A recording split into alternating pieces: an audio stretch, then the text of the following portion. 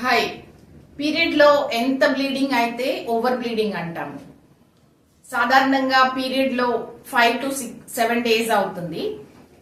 3 pads per day అనేది 1 to 2 days మార్చుకోవాల్సి వస్తుంది. ఇంకా మిగతా రోజులు ముందు ఒక రోజు తర్వాత 3 days అలాగా లైట్ గా అవుతుంది. సో ఇది నార్మల్ బ్లీడింగ్.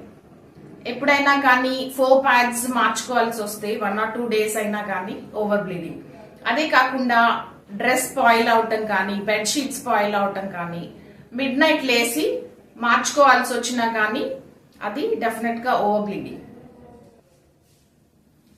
రెగ్యులర్ గా కొంచెం ఓవర్ బ్లీడింగ్ లా అనిపిస్తే సాధారణంగా మేము ట్రానెక్సా అనే టాబ్లెట్ సజెస్ట్ చేస్తాము. ఇది 2 tablets or 3 tablets per day వాడుకోవచ్చు 1 or 2 days. అలా కాకుండా 7 days కంటే ఎక్కువ అవడం కానీ, ఎక్కువ రోజులు అవటం కానీ జరిగితే తప్పకుండా హాస్పిటల్కి వచ్చి స్కాన్ చేయించుకోవాలి.